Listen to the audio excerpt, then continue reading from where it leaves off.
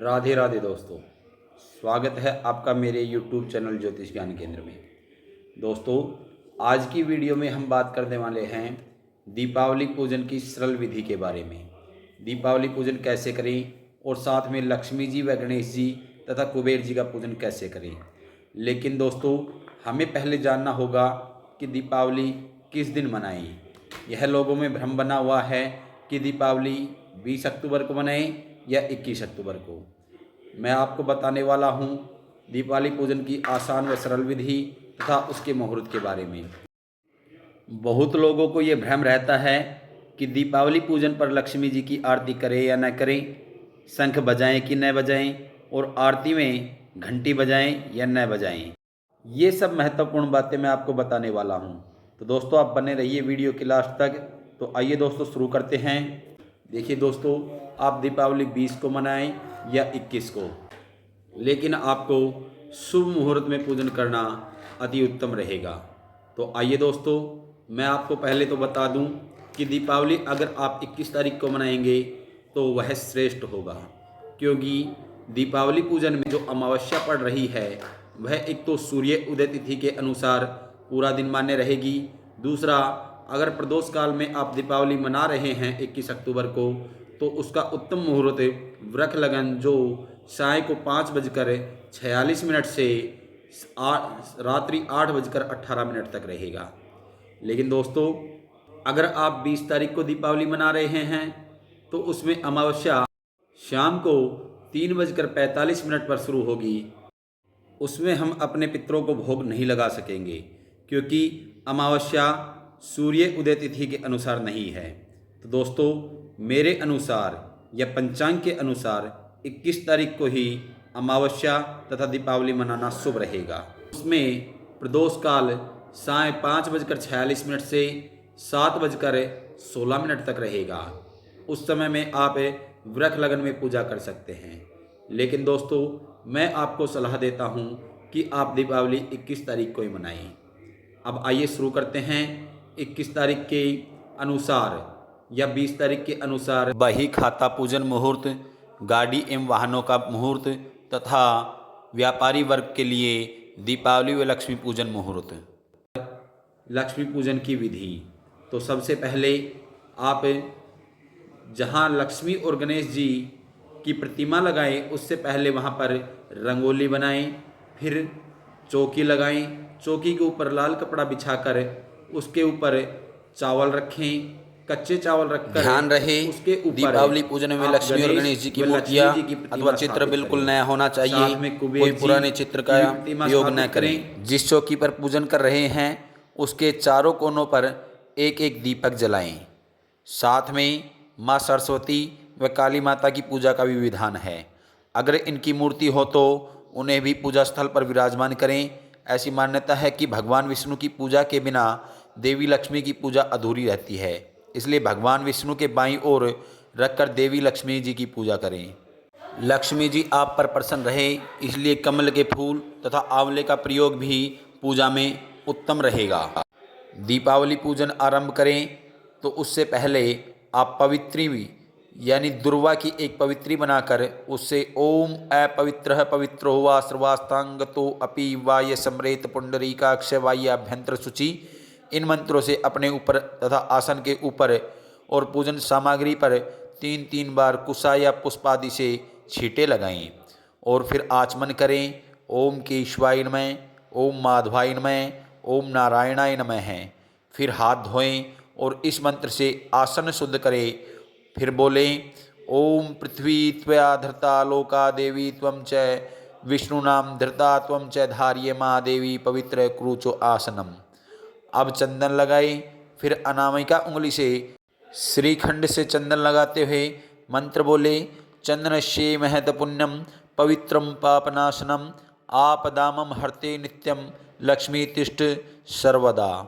फिर दीपावली पूजन के लिए संकल्प मंत्र बोले, और संकल्प मंत्र के बिना दीपावली पूजन अधूरा है या कोई भी पूजन अधूरा होता है। तो संकल्प में सबसे पहले फूल, फल, सुपारी, पान, चांदी का सिक्का और नारियल तथा मिठाई मेवा आदि सभी सामग्री थोड़ी थोड़ी मात्रा में लेकर संकल्प बोले, हे गणेश जी भगवान, हे माता लक्ष्मी, मैं आज इस दीपावली के पावन पर्व पर आपका विष्णु भगवान सहित तथा कुबेर सहित पूजन करने जा रहा हूँ। मेरी पूजा को निर्विघ्न संपन्न करना और मेरे घर में कुबेर व माता सरस्वती तथा भगवान विष्णु सहित सुख समृद्धि शांति संपन्नता एवं स्थिरता बनाए रखना। ऐसा बोलकर अक्षत फूल सहित गणेश जी एवं लक्ष्मी जी पर छोड़ दें।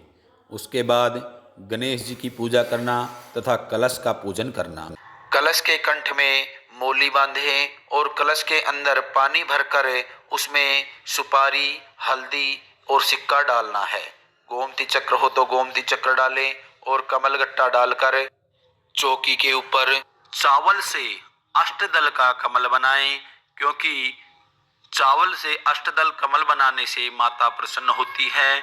और उसके ऊपर कलश रखें। कलश मिट्टी का हो तो अच्छा होता है, अगर मिट्टी का ना मिले तो तांबे या कांसे का पात्र भी चल सकता है। कलश में पहले आप आम के या अशोक के पत्ते लगाएं और उसके ऊपर आप एक कटोरी में चावल भरकर रखें और फिर आपको नारियल रखना है। नारियल का मुख पूजा करने वाले की तरफ होना चाहिए। अब चौकी पर लक्ष्मी और गणेश जी की मूर्ति जो स्थापित की गई है उसके ऊपर गंगा जल छिड़कें और चौकी पर भी थोड़ा गंगा जल डालें। हाथ में लाल या पीले फूल लेकर गणेश जी का ध्यान करें और उनके बीज मंत्र ओम गण गणपति नमः का जाप करें। फिर आपको दीप प्रज्वलित करना है। सबसे पहले आपको गणेश जी के मंत्रों का जाप करना है और भगवान गणपति जी का पूजन, जैसे ओम गजाननम भूत गणादि सेवितम कपित्थ जम्बू फलचारु भक्षणम उमासुतम शोक विनाशकारिकम नमामि विघ्नेश्वर पाद पंकजम, इस मंत्र का जाप करें और गणेश जी को तिलक लगाएं और उन्हें मुख्य रूप से दुर्वा में से यानी 3 गांठ की दुर्वा गणेश जी को अति प्रिय है। 3 गांठ की दुर्वा गणेश जी के ऊपर आएं और मोदक अर्पित करें। माता लक्ष्मी जी का पूजन करने से पहले भगवान गणपति जी का पूजन करें और भगवान गणपति के साथ ही माता लक्ष्मी जी को लाल सिंदूर का तिलक लगाएं और माँ लक्ष्मी के श्री सूक्त मंत्र का पाठ करें। इसके साथ आपको धन कुबेर और माँ सरस्वती जी का पूजन भी करना चाहिए। माता लक्ष्मी को पूजन में 5 गोमती चक्र पान के पत्ते पर रखकर अर्पित करें और पान के पत्ते पर ही 5 कमलगट्टे रखकर माता लक्ष्मी को अर्पित करें और 5 कोड़ियाँ भी माता लक्ष्मी जी के चरणों में अर्पित करें और फिर पीले और लाल फूल लेकर माता की गोद में रखें और लक्ष्मी और गणेश जी का विधि विधान से पूजन करने के बाद माँ काली का भी पूजन रात्रि में ही किया जाता है। पूजन के बाद माता लक्ष्मी और गणेश जी की आरती करें। माता लक्ष्मी की आरती में घंटी नहीं बजाते हैं और ना ही शंख बजाते हैं। आप आरती के बाद शंख में जल भरकर घर में छिड़काव कर सकते हैं और माता लक्ष्मी की आरती अवश्य करें। उसके बाद भोग अर्पित करें। आरती के बाद भोग परिवारजनों में वितरित कर दें और लक्ष्मी तथा गणेश जी के पूजन के बाद 5 दिए प्रज्वलित करें। पहले आप लक्ष्मी जी के सामने 5 दिए जलाएं। माता लक्ष्मी की जो इस विधि से पूजा करता है उसको समृद्धि का आशीष मिलता है। जो लोग माता लक्ष्मी की इस दिन इस विधि से पूजा करेगा उसकी सभी मनोकामनाओं की पूर्ति होगी और जीवन में कभी भी धन की कमी नहीं होगी।